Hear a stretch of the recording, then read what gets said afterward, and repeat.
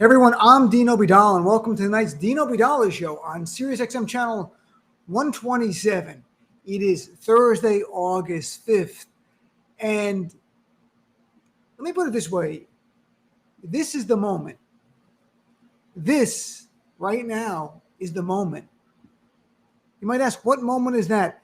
This is the moment that historians will look back at and decide if we stood up and saved our democracy, or if the Republicans had their way and chipped away at it until the United States of America was no longer a constitutional republic, but an autocratic state, similar to nations like Hungary. This is the moment. It is right now.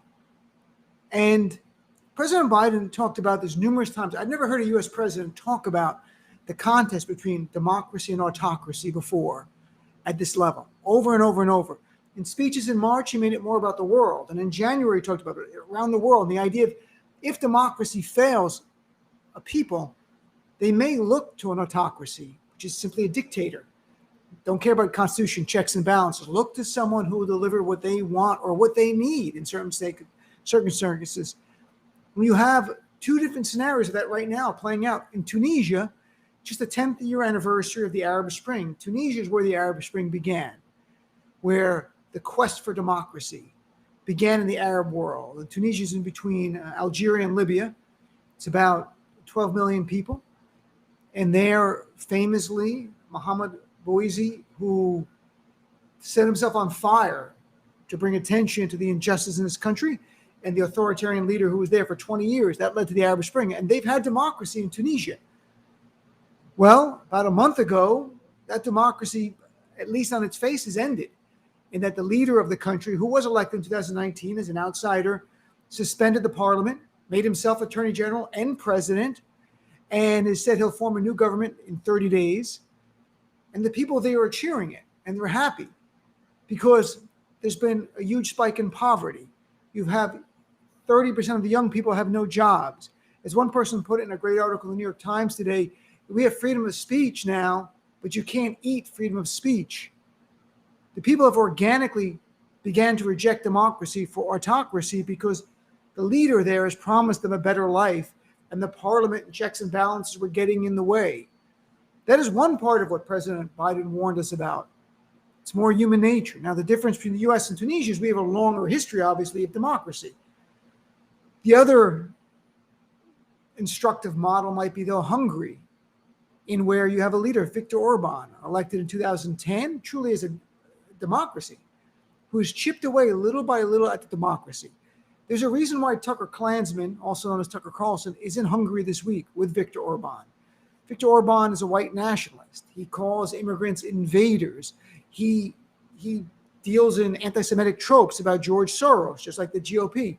He's embraced a right-wing interpretation of Christianity, not based in reality, but one based on bringing people together. He's chipped away at democracy there, where it's just the veneer of democracy, as experts call it. As Ruth Ben-Ghiat, who's an expert in authoritarianism, said on my show and other shows, it's an electoral autocracy in Hungary. So the veneer of democracy is there, but the system is rigged. The media is rigged. The courts are rigged by Viktor Orban. He's not arresting his political enemies, but he's disempowering them. That's what we're seeing here in the United States of America. Today, in Texas, the governor called for a new special session to undermine the elections. Keep in mind, Texas in 2020 had one of the worst turnouts in the entire nation. It was 45th out of 50 in turnout. There was no fraud, but they're going to make it harder to vote. Why? Autocracy. They are rejecting democracy. Remember, autocracy is the enemy of democracy. So as these autocratic leaders, these movements that are anti-democratic take shape, remember, those are the enemy of democracy. So Greg Abbott and the GOP, they're the enemies of democracy. They'll lie to you and tell you they're protecting democracy. Why? There was no fraud in Texas. The difference is they're on the verge. They see demographic change. They're fearful of losing power. They're making it harder to vote. Just learned a few weeks ago in Georgia, under their new voter suppression law, which actually allows them to overturn elections, they now began to trigger the first steps in taking control of the Fulton County Election Board. There's no showing of fraud whatsoever, nothing. But the Republicans in the state legislature have begun the process to take control. Why Fulton County? Joe Biden won that county. Without that county, Democrats can't win. It's autocracy again. President Biden has warned us we're in a contest between democracy and autocracy. We are having that contest right here in America. This is the moment. This is it. And Democrats have the ability to stop this. We reform the filibuster. We enact the For the People Act, or at least an amalgam between the For the People Act and the Voting Rights Act to protect our democracy, to set a national standard for elections. And number two, we call for and prosecute Donald Trump for inciting a terrorist attack on our Capitol, because we don't want any other president of any party to think they can do the same and walk away. You can't have that in a democracy. You can have that in an autocracy, not in a democracy. This is the moment. What's it going to be? Are we going to stand up? Or are we going to allow the Republicans to tear this democracy apart, where little by little it's not recognizable as a nation? It'll still be the United States of America. It just won't be the United States of America that you know, that you love, that you want to live in. It'll be the autocratic regime that's a Christian theocratic state where women have no control over their own bodies, that if you're raped, you got to carry the fetus of the rapist to term, or it's a felony. If you think that's outrageous, that's the law in Arkansas. Yes, it's being challenged, but that's where they want to go. It's a state, it'll be a nation where you won't have the Violence Against Women Act, because we had a vote to reauthorize it in March. Over 210 members of Congress, Republicans, how many voted to reauthorize it? 29. This is where this nation is heading.